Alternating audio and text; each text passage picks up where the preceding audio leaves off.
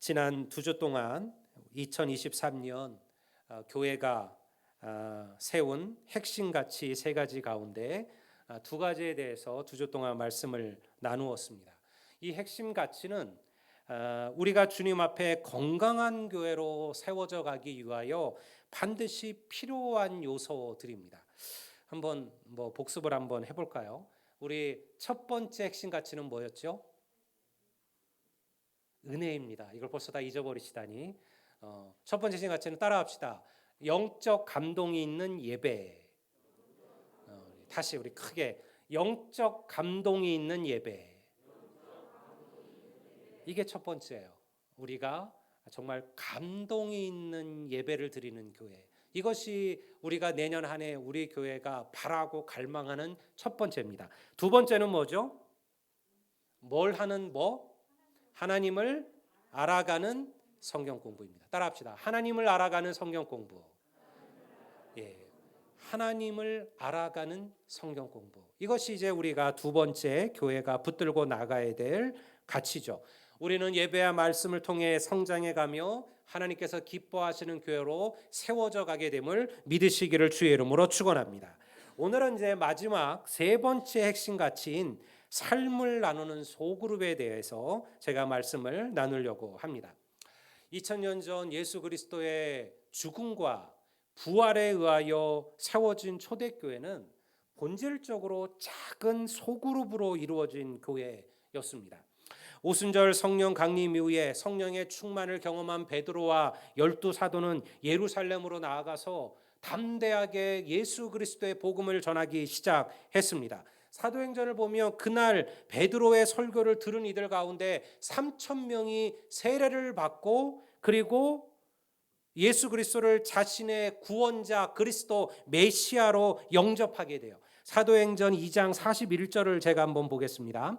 그 말을 받은 사람들은 세례를 받음에 이날에 신도의 수가 3,000이나 더하더라. 세례를 받는다라는 것은 이제 그리스도를 나의 구주로 섬기고 주를 위하여 살겠다라는 고백이죠. 세례를 받는다는 것은 이제 나는 그리스도를 위하여 나의 생명까지도 기꺼이 바치겠습니다라는 고백이었어요.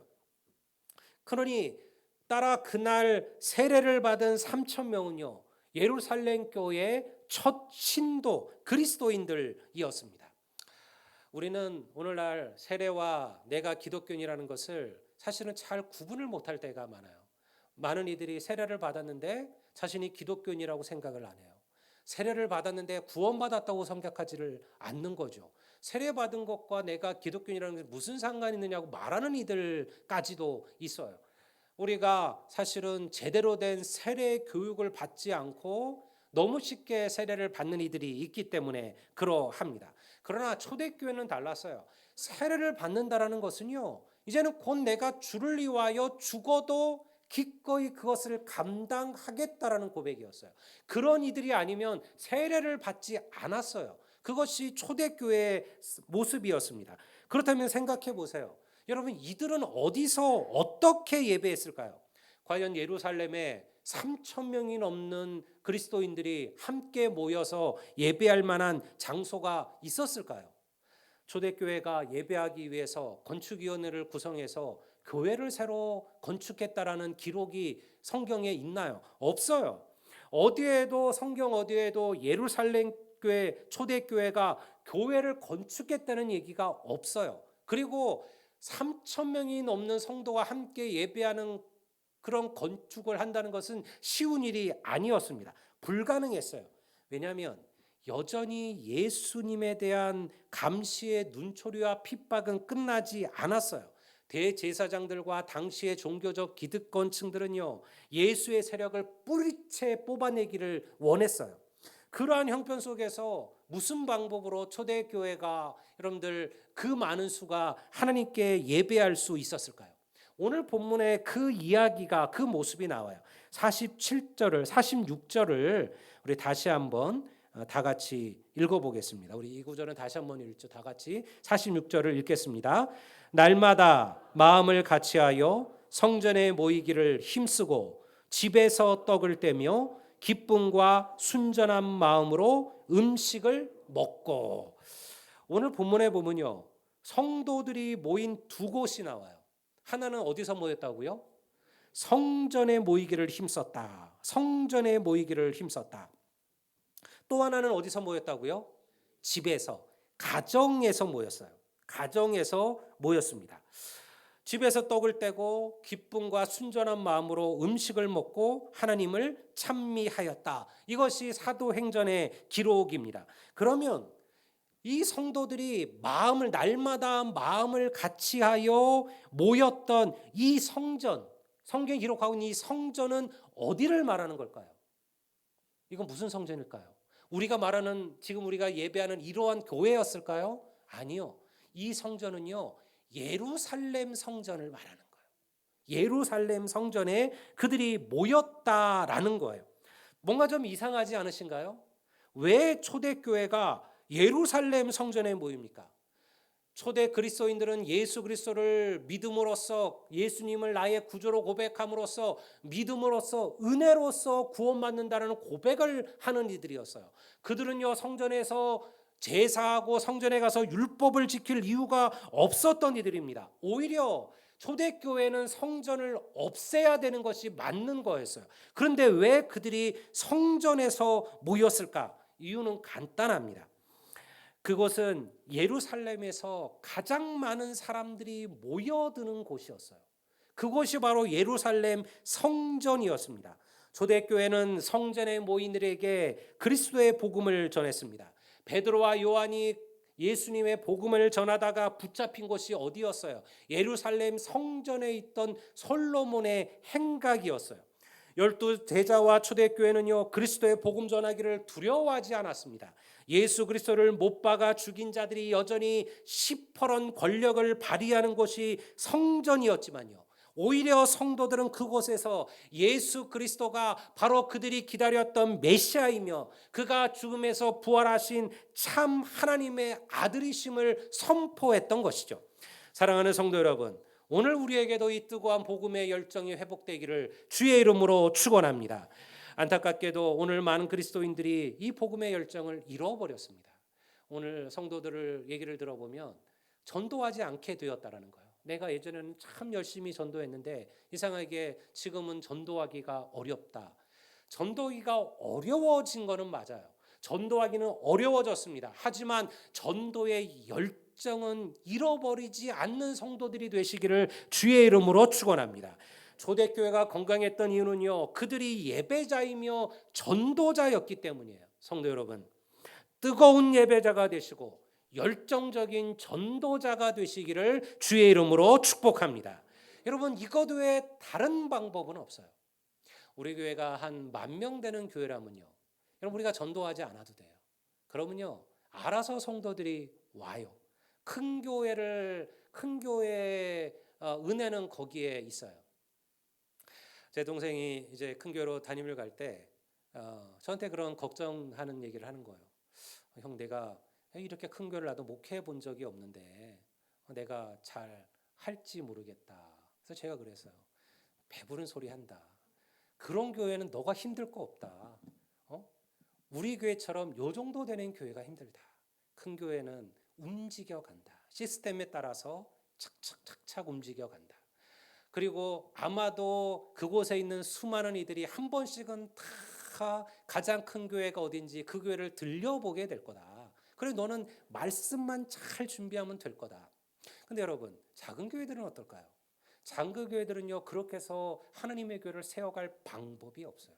여러분, 우리가 정말 영혼에 대한 간절함을 가지고 한 영혼의 귀함을 알고, 여러분, 그리고 우리가 한 생명을 위하여 영혼군하게 애쓰고 노력할 때 하나님께서 반드시 그 교회를 든든히 세워가심을 믿으시기를 바랍니다. 그러니 여러분, 다른 방법은 없어요.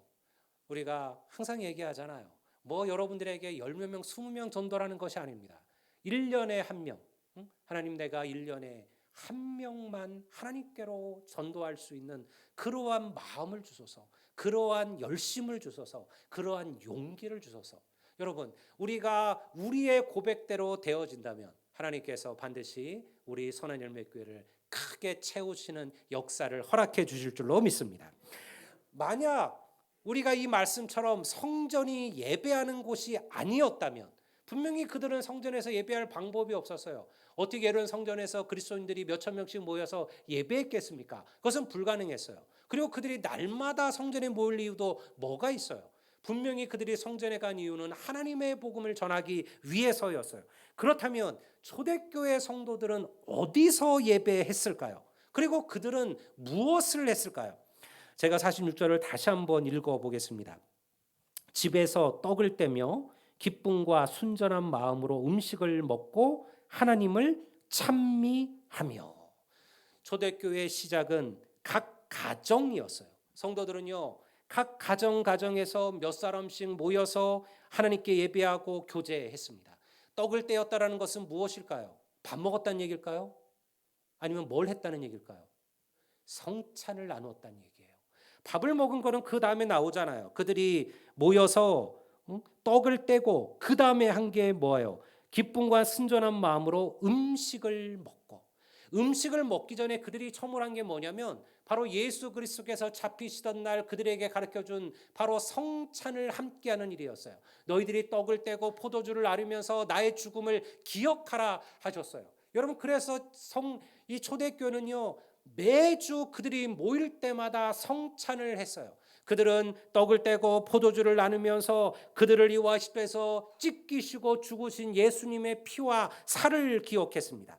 그리고 서로 준비한 음식을 조금씩 나누어 먹으면서 그리스도 안에서 그들이 하나됨을 고백했어요.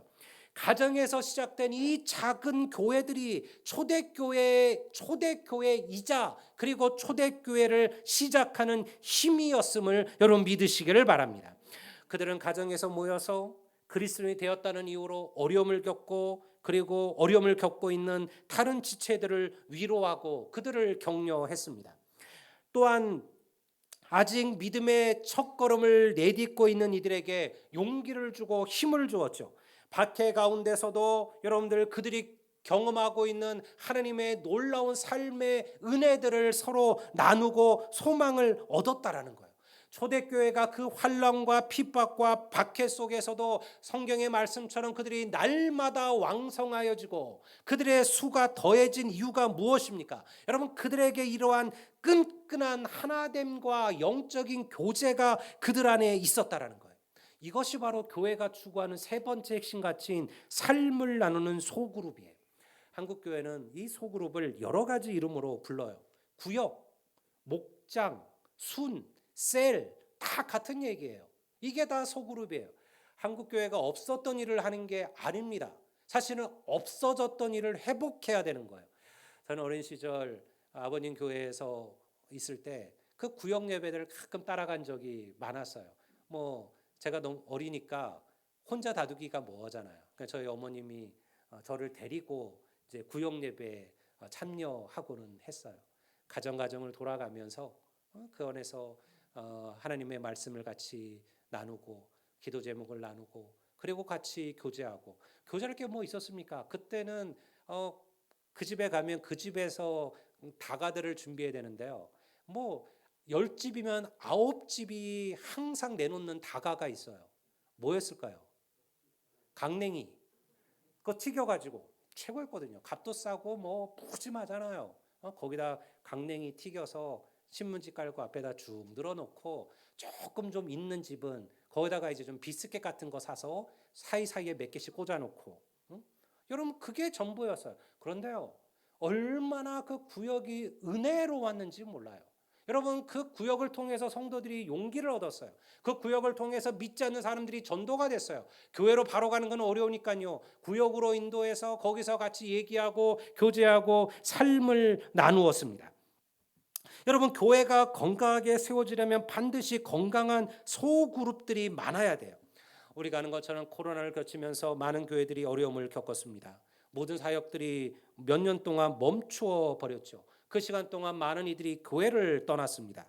어떤 이들은 교회를 떠난 좋은 명분을 찾았다 생각했어요. 별로 그렇게 교회를 다니고 싶은 마음이 없지만 사람 때문에, 관계 때문에, 아내 때문에, 남편 때문에 그렇게 다니던 이들이 이제 그 교회를 떠날 수 있는 그러한 명분과 핑계를 얻은 거죠. 그들은 떠났어요. 그들은 돌아오지 않았습니다.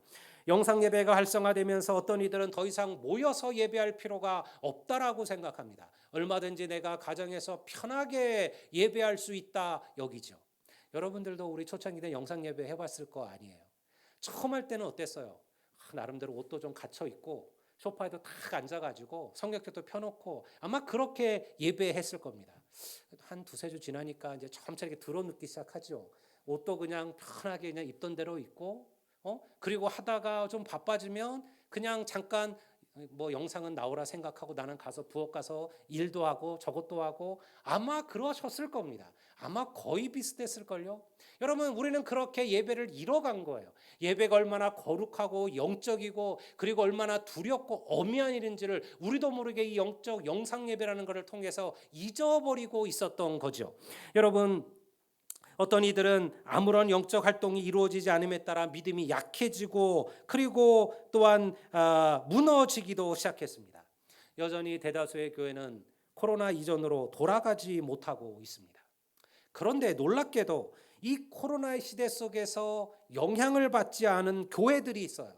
오히려 더 성장하고 부흥했던 교회들이 있어요. 그게 바로 이 작은 교회, 소그룹들이 잘 이루어진 교회들이에요. 예배하지 않아도 성도들이 끈끈하게 서로의 교제를 나누고 서로의 기도의 제목을 나누고 그들이 받은 말씀의 은혜들을 나누면서 또 다른 교회들이 각 가정에서 이루어지고 있었다라는 거예요. 제가 지난번 목회 세미나를 통해서 참여했었죠. 그때 그 교회 소그룹 모임에 참여를 했습니다. 목사님들을 한 다 두어 명씩 팀을 나눠서 그 교회가 하고 있는 소그룹의 셀 모임에 구역 예배죠. 구역 모임에 참관을 하도록 시켰어요. 제가 갔던 그룹은요, 한 가정에서 이루어지는 그 구역이었는데 한 9명 정도가 모여서 그리고 예배하는 그런 모임을 갖는 그런 그룹이었습니다. 그 교회는 그 그룹을 셀이라고 불러요. 세포라는 거죠. 우리 교회를 구성하는 가장 작은 세포들. 세포가 없이 여러분들 몸이 만들어질 수가 없잖아요. 결국 모든 몸은 다 세포 아닙니까? 그러니까 그들은 그 구역을 세포라 여기는 거예요. 우리 교회의 가장 작은 세포들. 그러나 이들이 모여서 교회가 된다라고 믿는 거죠. 그들은 같이 모여서 찬양을 하고 말씀을 읽고 그리고 함께 받은 말씀의 은혜들을 나누기 시작을 했습니다. 주일날 설교를 통하여 받은 목사님의 말씀을 가지고 다시 한번 묵상합니다. 그 말씀의 찔림을 이야기하고 그 말씀을 어떻게 한 주간 적용했는지를 이야기하고 어떻게 한 주간 하나님께서 말씀을 통해서 내게 은혜를 주었는지를 나누는 거예요. 그리고 나서 여러분들 서로 자신의 가장 중요한 기도의 제목들을 아주 솔직하고 담백하게 나누어요. 저런 기도 제목까지 나눠도 되나? 할 정도로. 근데 그 교회는 그게 훈련이 됐어요. 어떤 이야기든지 그 소모임을 셀을 넘어가서는 안 된다라는 것을 훈련받은 거예요. 그 안에서 그 얘기들이 서로 나누어지고 위로받고 힘을 얻는 거예요. 그리고 두 손을 서로 뜨겁게 붙잡고 함께 뜨겁게 서로의 기도 제목을 가지고 기도했어요. 제가 은혜를 받았어요. 이들이 그저 이렇게 세미나로 오신 목사님들에게 보여주려고 하는 게 아니라 정말로 그들의 삶 속에 이러한 소그룹의 이러한 구역의 끈끈함과 하나들 성도들의 하나됨이 그 안에 보여지고 있음을 제가 경험한 거죠. 모임의 끝자락에 제가 그 분들에게 이제 물었어요. 참관을 했으니까 질문들을 했어요. 제가 이런 질문을 했어요. 이 셀 모임이 이 구역이 교회에 꼭 필요하다라고 생각하느냐? 교회 꼭 필요하다라고 생각하느냐? 그랬더니 한 성도가 그런 솔직한 답을 하는 거예요. 목사님, 우리라고 해서 왜 우리 담임 목사님에게 불만이 없을까요? 우리라고 해서 왜 교회 안에 불편한 성도들 또 사실 별로 마음이 편치 않은 그런 성도들 그것 때문에 다툼과 분란이 왜 우리라고 없겠습니까? 하지만 그 모든 것들이 녹아지고 가라앉는 것이 저는 이 모임이라고 생각합니다. 저는 이곳에 와서 저의 아픔을 위로받고 저는 이곳에 와서 저의 기쁨을 함께 나누고 저는 이 모임을 통해서 우리 모두가 함께 성장해 가고 있습니다.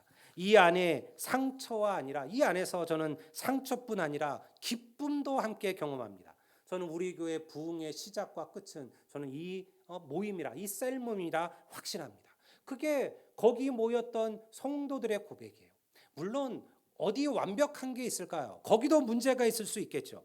안타깝게 오늘날 교회 안에 진정한 교제가 사라져 가고 있습니다.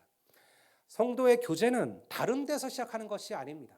왜 우리가 나눈 핵심가치 두 번째 하나님을 알아가는 성경 공부가 중요할까요? 여러분, 진정한 교제는요, 먹고 마시고 노는 것에서 시작되는 게 아니에요. 그것이 필요 없다라는 것이 아닙니다. 그것은 우리의 교제를 더욱더 단단하게 만들어 줄 겁니다. 하지만 그 시작은요, 거기서부터 시작되는 게 아니에요. 여러분, 우리 안에 살아계신 하나님의 말씀이 나누어질 때, 그리고 그러한 하나님의 영적인 성도들의 여러분들 모임들이 풍성하여질 때, 여러분 그 교회가 건강한 교회가 될 줄을 믿습니다. 세상에는 나랑 맞지 않는 사람하고는 안 어울리면 돼요. 그렇잖아요. 그럼 우리가 교회 안에도 있지만 여러분들이 아마 MBTI 이런 말을 많이 들어보셨을 거예요. 뭐 우리 어르신들은 잘 모를 수도 있겠지만 젊은 친구들은 요즘 만나면 서로 이렇게 물어요. 넌 뭐냐? 그러면 우리 생각에는 넌 뭐냐니 이러잖아요. 근데 걔는 뭐 자기는 나는 뭐 ISTJ다, 나는 뭐 INFP다, 나는 ENTJ다. 뭔 소리 하는지 그런 얘기를 해요. 그게 뭐냐면 MBTI라고 해서 사람들을 16가지의 성향으로 다 구분을 해놨어요.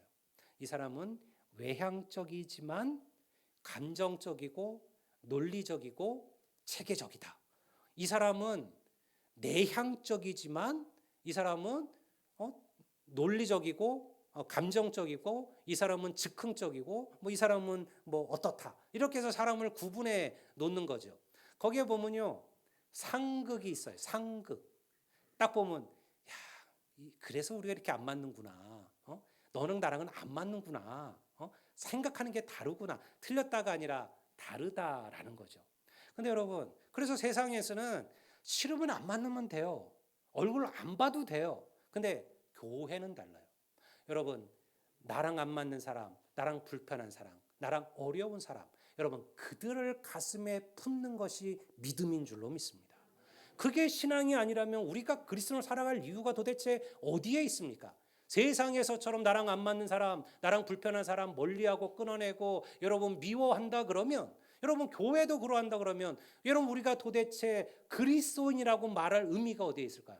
쉽지 않다라는 것은 압니다. 여러분 사람마다 성향이 다르고 성격이 다르니까요. 여러분 그러나 여러분 우리가 영적인 예배의 감동을 경험하는 예배자가 되고 하나님을 알아가는 말씀의 전문가가 되고, 그리고 여러분들 그리스도 안에서 끈끈한 하나가 되는 소그룹의 여러분들 믿음의 삶들을 살아가면 여러분 그리스도께서 우리를 하나로 만드실 줄을 믿습니다. 우리는 함께 모여 말씀을 나누고 떡을 떼며 하나님을 찬미합니다. 100명, 1000명이 함께 모여서 교제하는 것은 불가능해요. 설교는 하나님의 말씀을 듣게 하고 주님의 뜻을 깨닫게 하지만 삶을 나누게 하지는 못해요. 말씀이 능력이 되려면 내 삶 속에서 적용이 되어야만 합니다. 예수님께서 왜 12제자를 선택하셨을까요? 예수님께서 맘만 먹으면 12제자가 아니라 120명, 1200명이라도 못 세우셨을까요? 그런데요, 주님은 12명과 삶을 나누셨어요. 그들과 함께 먹고 함께 마시고 함께 잠을 잤어요. 그리고 그들에게 주의 말씀을 가르치셨어요.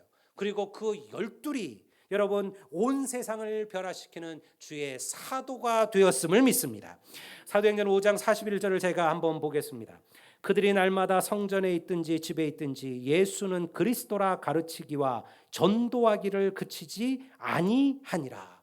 소그룹이 하는 일은 두 가지예요. 하나는 가르치는 거예요.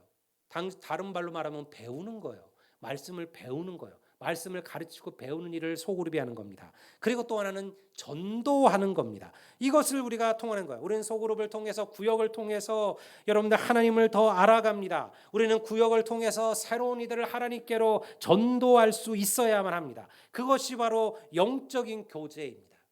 교회는요, 바로 이 끈끈함 하나됨을 경험해야만 합니다. 쉬운 일은 아니에요. 우리 모두는 불편한 이들이 있습니다. 나랑 잘 맞는 이들이 있고 괜히 어색하고 힘든 이들이 있어요. 세상 얘기할 때는 아무렇지도 않은데 불편함이 없는데 영적인 이야기를 나눌 때는 대단히 어색해지는 이들이 있어요. 그냥 모여서 그냥 세상 얘기, 직장 얘기, 연예인 얘기할 때는 깔깔깔깔 호호호 잘 하는데요. 탁 모여서 하나님 말씀이 오늘 어땠느냐, 그 말씀에 어떤 찔림이 있었느냐, 그 말씀에 어떤 은혜를 받았느냐, 어떻게 그 말씀대로 살아가려고 하느냐, 이런 얘기를 나누자고 하면 어색해지는 거예요. 불편해지는 거예요. 훈련되지 않은 거죠. 훈련되지 않은 거죠. 그러나 그것이 꼭 필요해요. 여러분, 우리는 그렇게 해서 하나님께 한 걸음 더 나아가는 거예요. 어떤 이들은 그저 편하게 예배만 드리고 갔으면 하는 이들도 있을 겁니다. 여러분, 그러나 제가 항상 얘기했지만 예배를 끝까지 하는 것은 뭐예요? 주일날 예배 와서 찬송도 했습니다.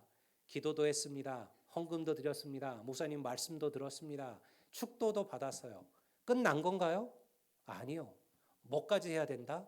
밥까지 먹는 거예요. 그래야 그게 진짜 교제인 거예요. 우리가 코로나 때문에 어쩔 수 없이 지금 식사를 못하지만 이제 내년 초부터 가능하면 2월부터 이제 우리가 식사를 시작하려고 합니다. 여러분, 거기까지 참여하시는 거예요. 불편하다고 다 여러분들 놔두시면 아무런 성장을 이루지 못하는 거예요. 우리는 그리스도 안에서 함께 세워져 가고 함께 자라가고 함께 단단해져 감을 믿으시기를 주의 이름으로 축원합니다. 교회 곳곳마다 믿음의 성도들이 기도와 말씀을 나누는 모습들이 조금 더 자연스러워지기를 바라요. 저는 2023년 교회의 표어를 이렇게 삼았습니다. 우리가 올해는 하나님을 아는 일에 힘쓰는 교회였는데요. 내년은 이렇게 삼았어요. 건강한 교회, 행복한 성도. 따라합시다. 건강한 교회, 행복한 성도. 이게 23년 우리 교회의 표어예요. 저는 정말 예수 믿는 게 조금 행복했으면 좋겠어요. 그런데 항상 얘기를 들어보면 힘들고 어렵고 또 불편하고 너무 무겁고 버겁다라는 얘기를 들을 때마다 여러분들 사실은 마음이 아파요. 왜 이럴까? 우리가 행복하고 우리가 즐겁고 우리가 기쁘려고 하나님을 섬기는 것인데 어떻게 해야 할까? 여러분, 다른 방법은 없습니다. 여러분, 어렵더라도 한 걸음 한 걸음 주님 앞에 나아가시기를 주의 이름으로 축원합니다. 부담과 헌신으로 버겁고 무거운 믿음 생활이 아니라 주님을 위한 헌신이 행복하고 다른 이들과 함께하는 사역이 즐거웠으면 좋겠어요. 불평과 판단이 아니라 칭찬과 격려가 있는 교회가 되기를 주의 이름으로 축원합니다. 여러분, 교회를 세우는 길은 다른 방법은 없습니다. 사실은 우리 모두가 다 해봐서 그러잖아요. 사람들에게는 다 인정 욕구라는 게 있어요. 인정 욕구. 누군가에게 인정받기를 원하는 욕구가 사실은 다 있게 마련이에요. 근데 여러분, 사람의 인정이 아니라 하나님의 인정을 받으시기를 주의 이름으로 축원합니다. 우리가 하다 보면 왜 낙심하게 되나요? 내가 수고하고 내가 헌신했는데 누가 나의 이 수고를 알아주지 않는 것처럼 느껴져요. 사람들이 모르는 것처럼 느껴져요. 오히려 사람들이 나의 헌신을 오해하기도 해요. 그럼 우리는 낙심하고 넘어져요. 여러분, 그러지 마세요. 그렇게 안 되면 좋겠지만 설령 사람은 그래도 여러분, 은밀히 보시는 하나님께서 반드시 그 헌신대로 갚아주실 것임을 믿습니다. 이것이 성도가 믿음의 길을 걸어가는 거예요. 아무리 무거운 것도 함께 들면 가벼워지는 법입니다. 제가 이번 주 여러분들 김장을 여전히 하신다는데 왜 다 나오라 그러냐? 나와도 도움 안 되는 사람들이 있어요. 일만 만드는 사람들도 있어요. 그래도 여러분, 나오는 게 행복인 거예요.